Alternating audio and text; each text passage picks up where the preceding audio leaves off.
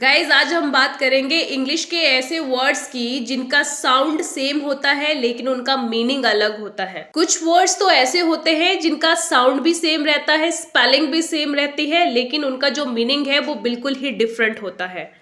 तो स्वागत है आप सभी का आज की क्लास में। You are watching one step more. Guys अगर आपको बोलना है let me finish my work when we will go for a walk, तो यहाँ पर जो वर्ड व्हेन है उसकी स्पेलिंग क्या होगी? THAN और THEN। क्या हुआ, आप भी कंफ्यूज हो गए ना? तो इंग्लिश में से बहुत से वर्ड्स हैं जो हमें इस तरह से कंफ्यूज कर सकते हैं। तो आज हम इन्हीं वर्ड्स के बारे में सीखेंगे, वो भी एग्जाम्पल के साथ, क्योंकि जब हम एग्जाम्पल के थ्रू समझते हैं तो हमें आसानी से वो चीज समझ में आ जाती है। तो चलिए पहले इसी एग्जाम्पल को ले लेते हैं। Let me finish my work then we will go for a walk। तो यहाँ पर THAN नहीं आएगा, यहाँ पर आएगा THEN, then THEN। इसका मतलब होता है तब, मतलब ये कह रहा है let me finish my work, यानी मुझे मेरा काम खत्म करने दो, तब या फिर हम सैर के लिए जाएंगे। तो देन का मतलब होता है तब या उसके बाद या फिर। जैसे अगर आपको बोलना है पहले मैं नहाऊंगा उसके बाद खाना खाऊंगा, तब आप देन का यूज करेंगे, THEN का। और THAN का यूज आप कब करेंगे? जब आप दो चीजों के बीच में कंपैरिजन कर रहे हो, दो चीजों के बीच में, दो इंसानों के बीच में, दो जगह के बीच में, तब आप देन का यूज करेंगे। For example, the pink dress is better than the red one, यानी कि जो पिंक ड्रेस है वो रेड वाली ड्रेस से ज्यादा अच्छी है। So here we are doing the comparison between the pink dress and red dress. So that's why we are using THAN than।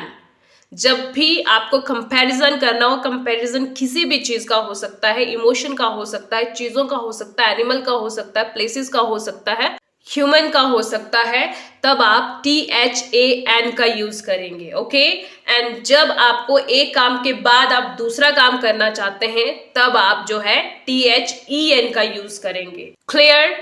Move to the next one. PEAK, PEEK, दोनों की जो pronunciation होती है इसे हम प्रोनाउंस करते हैं peak, peak. PEAK, इस पीक का मतलब होता है चोटी। जब हम किसी हाईएस्ट पोजीशन पे पहुंचते हैं तब हम इस वर्ड का यूज करते हैं। जैसे माउंटेन पीक होती है, यानी कि पहाड़ की चोटी। दूसरा, अगर आपको अपने करियर की ऊंचाई को बताना है तो आप ऐसे बोल सकते हैं I am at the peak of my career, यानी कि मैं अपने करियर की ऊंचाई पर हूँ। तो आपको किसी टॉप पोजीशन को बताने के लिए आप पीक वर्ड का यूज करते हो। The second one is PEEK, peak. इसका मतलब होता है झांकना। जब आप कहीं से झांकते हो तब आप PEEK, पीक वर्ड का यूज करते हो। फॉर एग्जाम्पल, डोंट पीक, झांको मत। तो PEAK, पीक का मतलब होता है चोटी, और PEEK, पीक, इसका मतलब होता है झांकना। नेक्स्ट इज WEAK और WEEK, दोनों को वीक प्रोनाउंस करते हैं, वीक। WEAK, इस वीक का मतलब होता है कमजोर। तो आपको याद रखना है जहां पर WEAK, जहां पर A लगा हो साथ में, उसका मतलब है कमजोर, और जहां पर EE है उसका मतलब है सप्ताह। फॉर एग्जाम्पल, अगर आपको बोलना है वह कमजोर थी और थकी हुई थी, तब आप बोलेंगे she was weak, WEAK, weak and tired, she was weak and tired. और जब आपको बोलना है there are 7 days in a week, तब आप जो है WEEK का यूज करेंगे, तब आप EE लगाएंगे। वीक यानी सप्ताह, यानी सप्ताह में 7 दिन होते हैं। तो WEEK वाला जो वीक है वो होता है सप्ताह, और WEAK वाला जो वीक होता है वो होता है कमजोर या दुबला पतला। Next is right, right, right. मैं 3 बार राइट, राइट, राइट बोल रही हूँ। 2 बार तो स्पेलिंग सेम है, लेकिन तीसरी बार में स्पेलिंग थोड़ी अलग है। तो 2 बार राइट मैं क्यों बोल रही हूँ? क्योंकि राइट के जो है 2 मीनिंग होते हैं। एक राइट होता है सही। जब आपको बोलना है यू आर राइट, तब आप राइट वर्ड का यूज करेंगे। अगर आपको बोलना है दाएं, तब भी आप राइट वर्ड का यूज करेंगे। Right, RIGHT। राइट का मतलब सही भी होता है और राइट का मतलब दाएं भी होता है। जैसे अगर आपको बोलना है टर्न राइट, यानी कि दाएं मुड़ो, तब भी आप राइट वर्ड का यूज कर रहे हैं। और जो नेक्स्ट राइट है, जिसमें W लगा है, WRITE, इस राइट का मतलब होता है लिखना। जैसे राइट नीटली, साफ लिखो। क्लियर? आगे चलते हैं। वेल, अब यहां पर मैं वेल बोल रही हूं, स्पेलिंग सेम है, प्रोनाउंसिएशन सेम है, लेकिन मीनिंग डिफरेंट है। देखते हैं कैसे। वेल, एक वेल का मतलब होता है अच्छा। जैसे अगर हम बोलते हैं ना वेल डन, अच्छा किया, तब हम बोलते हैं वेल। दूसरा वेल क्या होता है? कुआं, जिसमें पानी होता है। तो कुएं के लिए भी हम वेल वर्ड का यूज करते हैं। For example, he fail into the well, वह कुएं में गिर गया।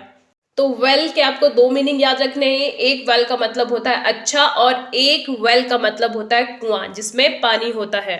नेक्स्ट वर्ड है बैट। अब ये जो वर्ड है बैट, इसके दो मीनिंग है। एक बैट तो हमें पता है, जिससे हम क्रिकेट खेलते हैं, जिसको हिंदी में बल्ला कहते हैं। और बैट का जो दूसरा मतलब होता है वो होता है चमगादड़। जो पक्षी चमगादड़ होता है, उससे भी हम इंग्लिश में बैट कहते हैं। तो फॉर एग्जाम्पल, अगर आपको कोई कह रहा है द बैट इज फ्लाइंग, तो आप ये मत सोचिएगा कि जो क्रिकेट वाला बैट है उसको बैट कहते हैं, तो बैट कैसे उड़ सकता है। तो बैट का मतलब सिर्फ क्रिकेट वाला बैट ही नहीं होता है, बैट का मतलब चमगादड़ भी होता है, चमगादड़ उड़ सकता है। तो bat is flying, that means चमगादड़ उड़ रहा है। He hit a ball with bat. अब यहाँ पर क्रिकेट वाले बैट की बात हो रही है। ओके, तो आपको बैट के दो मीनिंग याद रखने हैं। एक होता है क्रिकेट वाला बैट, जिसे हम बल्ला कहते हैं, और दूसरा चमगादड़ को भी इंग्लिश में बैट कहते हैं। तो आपको ये दोनों मीनिंग याद रखने हैं। Next word is wave.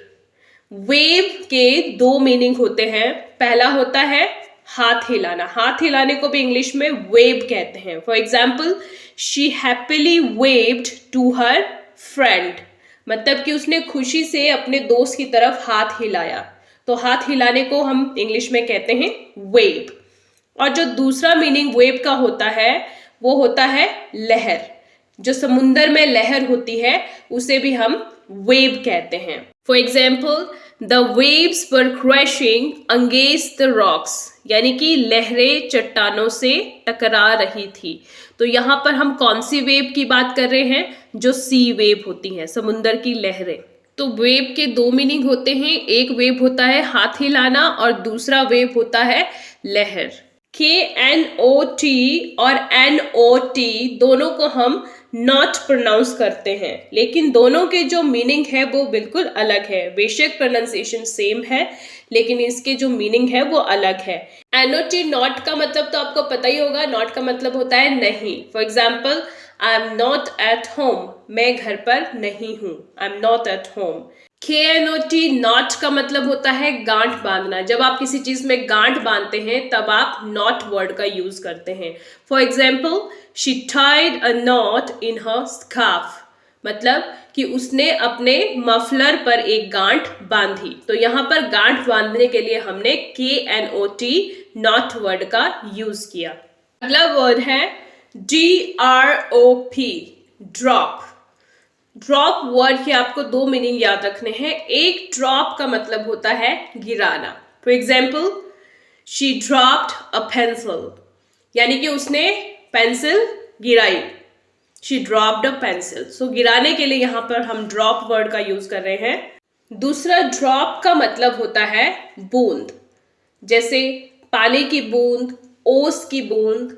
A drop of water, dew drop, ओस को इंग्लिश में ड्यू कहते हैं। तो ड्यू ड्रॉप्स यानी ओस की बूंदें। सो बेसिकली ड्रॉप का मतलब बूंद भी होता है और ड्रॉप का मतलब गिराना भी होता है। क्लियर? एक होता है TAIL और दूसरा होता है TALE। दोनों को हम टेल प्रोनाउंस करते हैं। TAIL, टेल, इसका मतलब होता है पूंछ, किसी की पूंछ, जैसे कुत्ते की पूंछ, बिल्ली की पूंछ, गाय की पूंछ। TAIL, टेल का मतलब होता है पूंछ। For example, the mouse tail is long, the mouse tail is long, यानी चूहे की जो पूंछ है वो कैसी है, वो लंबी है।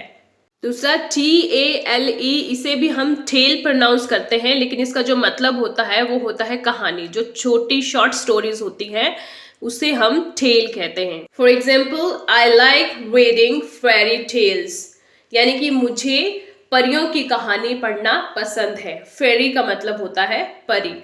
सो TAIL, इस टेल का मतलब होता है पूंछ, और TALE, इस टेल का मतलब होता है कहानी, शॉर्ट स्टोरी।